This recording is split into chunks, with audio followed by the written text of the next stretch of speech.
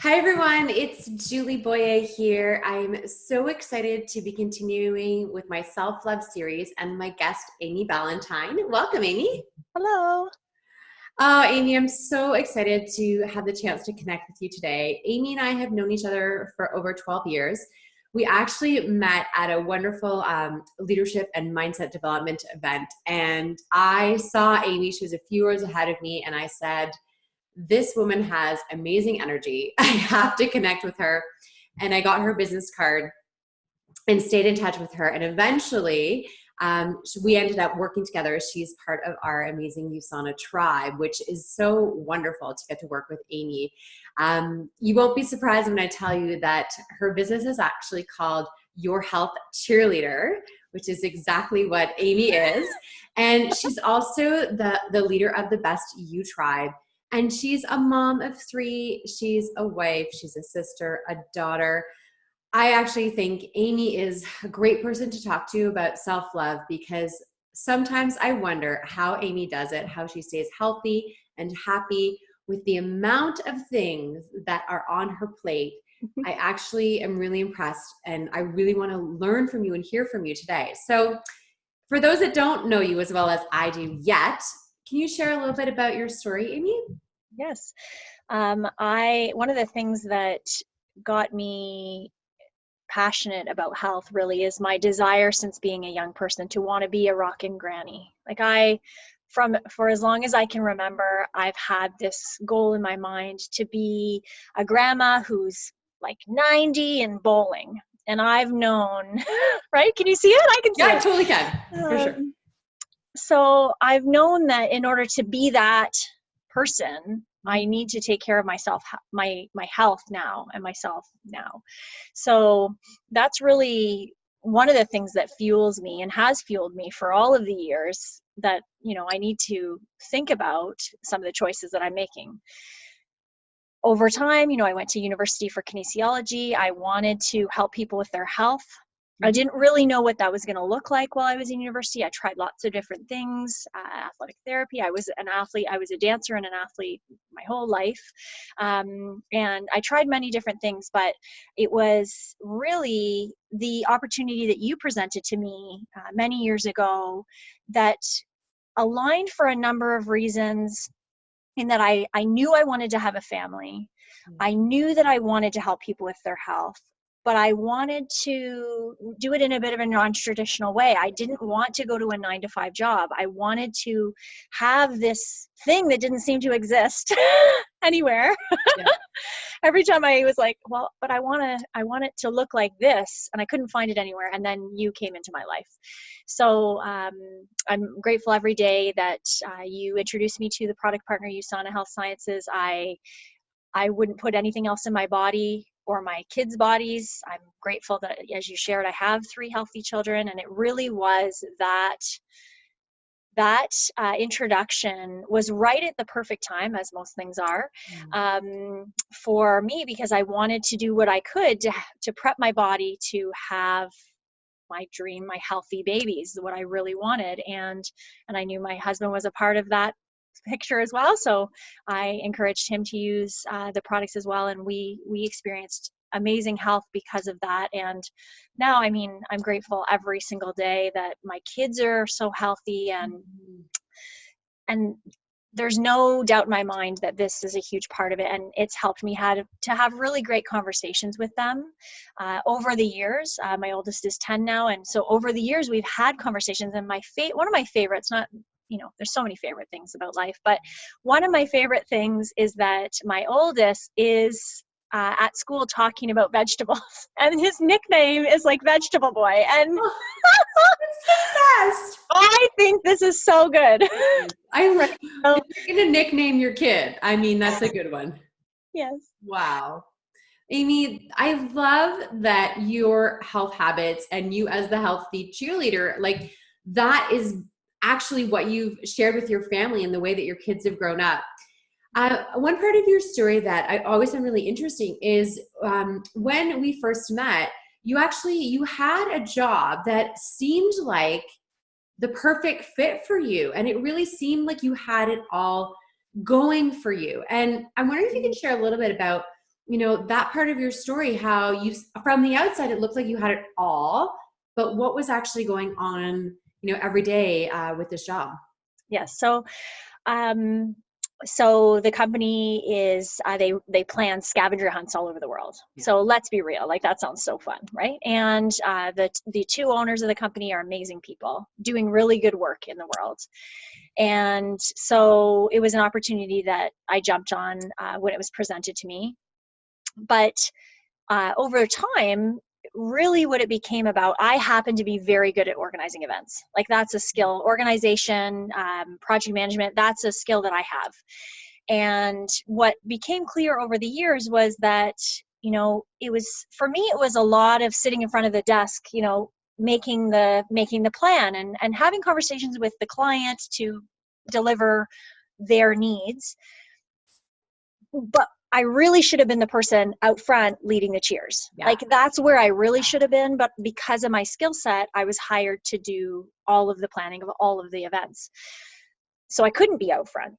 So there was a big disconnect there. But there were a couple of big aha moments that transitioned me from that company. Was one, just because you're good at something doesn't mean you have to do it for your whole life. That was like, I wasn't as happy as I could be.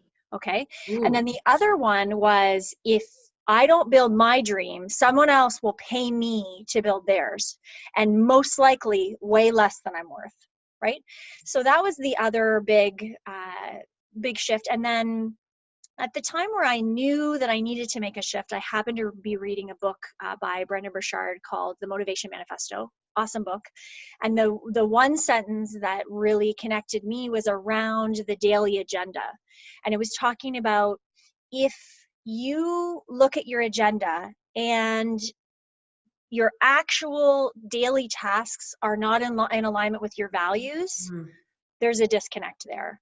Yeah. And that's when I was like, okay, I'm not helping anybody with their health. Which is right. A core value. I was spending a little bit of time in the business of USANA, but most of my time was in this other business growing their dream.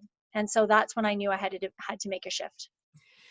And I remember it was hard. And I know that a lot of entrepreneurs who have made that shift from employee to entrepreneur, there is that moment of like giving up a steady paycheck and a job. But what you said, I actually got chills when you said, is that just because you're good at something doesn't mean you should do it for the rest of your life. Yeah. That's like, we should put that on a billboard, because how many people are doing a job that they're good at? Like, well, I'm good at this, so I might as well. Yeah. But they're literally like, their soul is like crying out to do something else. And for you, it was that vision of helping to be of service to others with their health. And at the same time, your health, your family's health, so you can be that 90-year-old grandmother bowling with your grandkids. Yes. That takes a lot of courage, Amy. And I actually think when you talk about this, it is actually going back to self-love, because you looked at also thinking like, if I don't take the time to build my own dream, I'm going to build someone else's. And it's a bit cliche in our profession. We talk about that, if you're not building your dream, you're building someone else's, but it's so profound. And to me, it's a real act of self-love to say, my dreams are actually the most important, first and foremost, right? Yeah, they're worth it. Yeah. And how does that translate when you work with your kids? Like how, they see mommy following her dreams. What does that mean for your kids? Well, I think one of the things that I love in that perspective is when I hear Ty, for sure, like my son, the older one, I want him to know that he can be anything and he can do anything. But it's really exciting for me to hear the girls, especially when Kira started saying that she wanted to have a family, but she also wants to have a business. Yeah. And I'm like, you can have both. You can have whatever you want. Does it make it like you have to prioritize in anything, whether you have a 9-to-5 job or a business? Like, you have to prioritize. You have to put things in different priority sequence, but you can do both. And I love having these conversations with the kids that, you know, I'm still going to encourage them to post-secondary education, but the way that they earn income in the future doesn't necessarily have to be the traditional model. It can be, and Yeah.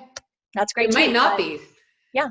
I mean, our kids right now, your oldest is 10. So in a decade, really, when he's entering the workforce, like, we don't even know what that's going to look like, Yeah. right? Things are changing at such a rapid pace. So allowing our kids the space and the option to choose and decide what they love and to follow their heart it's actually a really beautiful gift that a lot of parents may not have even considered as something to, to tell their children, you can be whatever you want. I mean, we know people that grew up that are doing a profession because their parents thought it was a great idea that they become whatever it may be, or even follow the footsteps and go in the family business. And because not everybody's an entrepreneur either. So that's a very beautiful gift that you're sharing with your kids.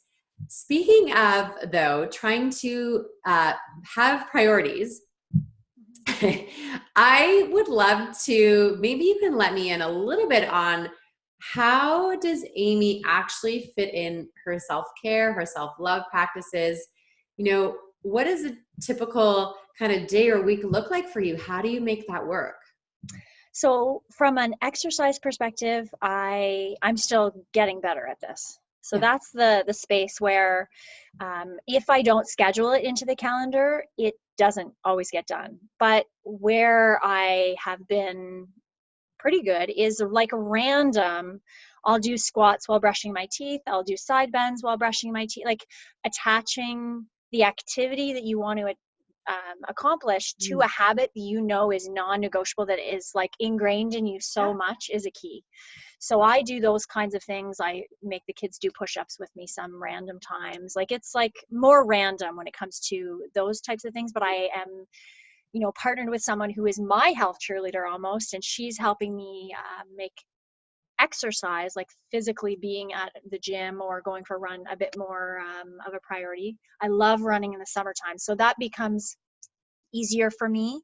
Or when the kids are at school, it's also easier for me to make that more of a priority. But from my self-love things, really are things like meditation.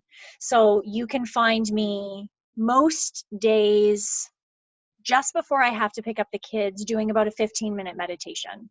So I can get back, like calm my mind after whatever has been happening in the day, and then I can move into the chaos of having 3 kids enter the house and having to feed them and then get ready for all the activities.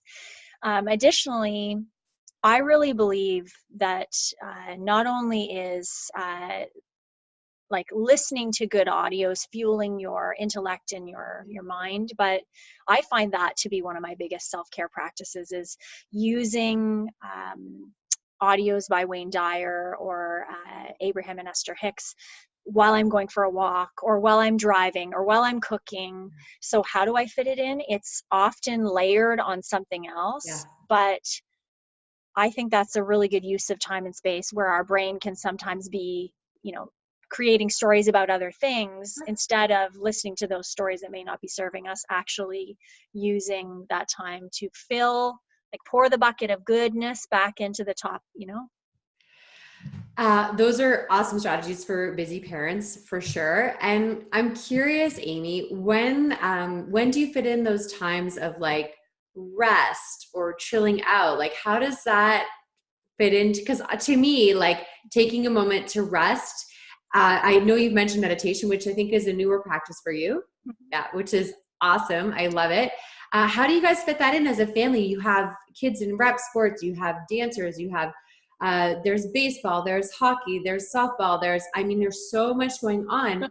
How really, because there are so many busy parents that are listening to this and they're like, I can't even think of the words self-care or self-love. I don't even fit that in my vocabulary. So how do you create, you said you find space in the calendar. How do you even create space as a family for a little bit of downtime and chill time too?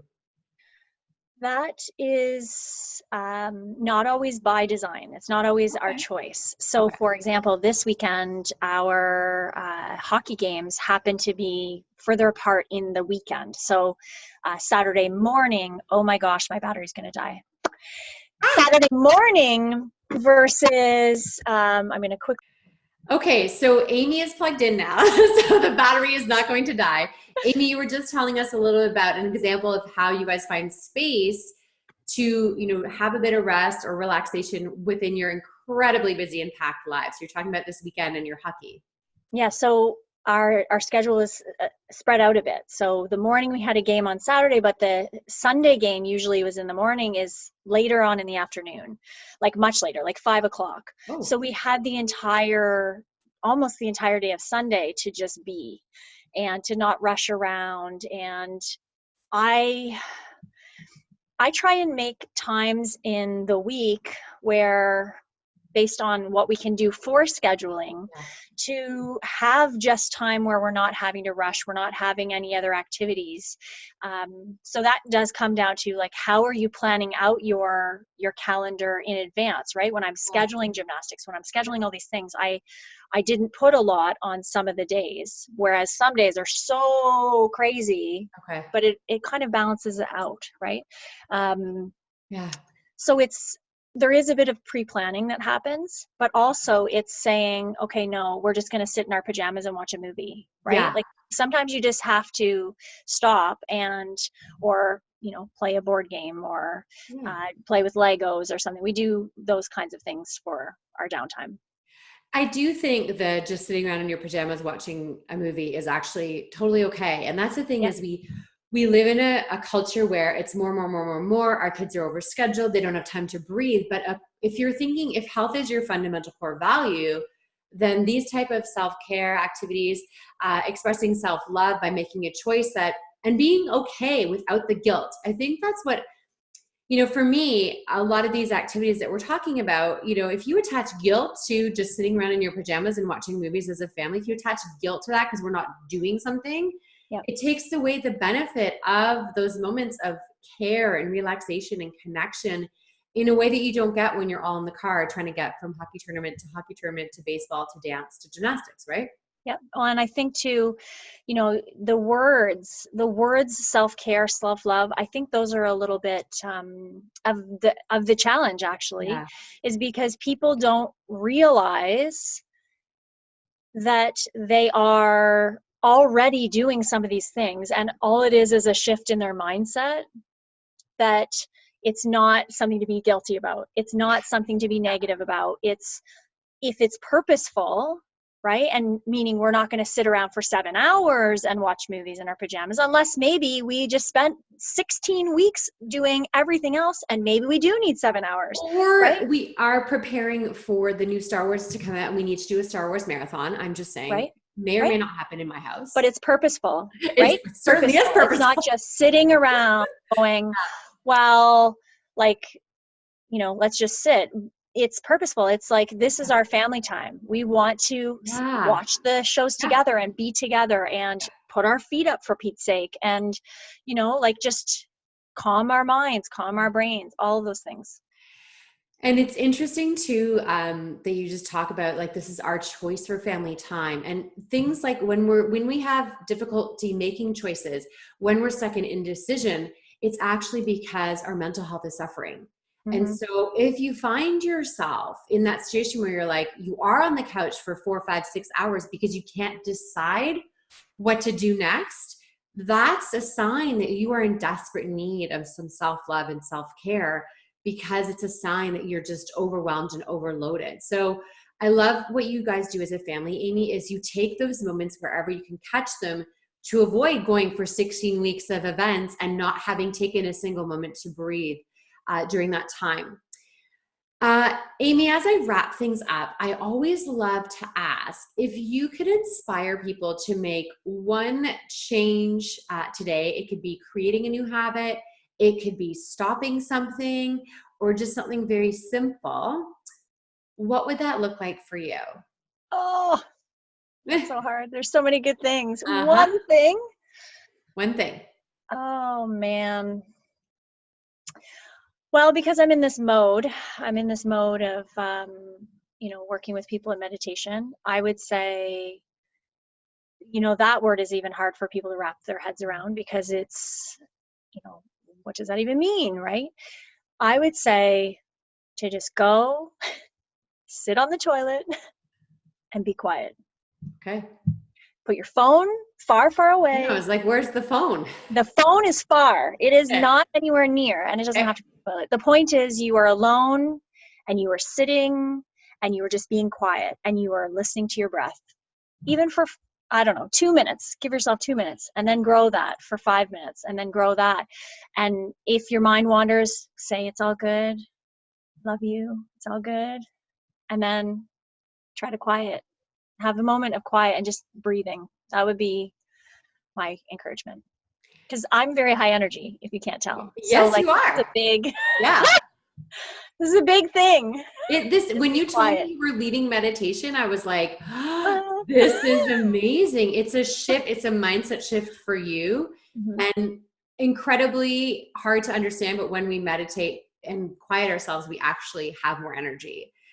So, I mean, not that you're lacking energy, but hey, you need this energy to maintain this really beautifully full life that you have and stay healthy and keep yourself from feeling overwhelmed and take care of the people in your business and in your family and those that you love and care about. You need that time to recharge and, have that energy that comes from this beautiful, quiet practice of meditation. So I love that suggestion. I actually like the idea of just sitting on the toilet because normally you can lock the bathroom door. Yes. It's the only doors in the house the only that spot. locks, right? Yeah. So, for those of us who've had children and they've been little, locking the bathroom door is it's like a novel thing going by yourself. So what a great suggestion. I hadn't even thought of that actually. And leaving the phone in another room, we could all do without our phones for a few minutes. So yes. Amy, what is the best way for people to connect with you? Either Instagram probably Instagram DMing me is the fastest way, but also through my Facebook page, amyballantyne.official. You can message me through that as well. And you're Amy Ballantyne on Instagram as well? Correct. Okay, so if we want to watch your beautiful images and your stories, you're a great writer. I love following you. And it was actually, you did a beautiful post on self-care that inspired me. I said, I really do think I want to connect with you, Amy, because you're one of the busiest moms that I know, and you're an entrepreneur, and you work with a team and a tribe, and you work with clients, and you do very well staying away from overwhelm and just having too much going on. You make it work because you have these moments in your day where you're taking care of yourself first. So yeah. Amy, I've really, really enjoyed our time together. It's so wonderful to connect with you in this way. I'm so excited to introduce you to all the people who are watching and listening because you're just such a wonderful person. And I love your energy on all social media. Please make sure you follow Amy. Thank you. Thank you, Julie.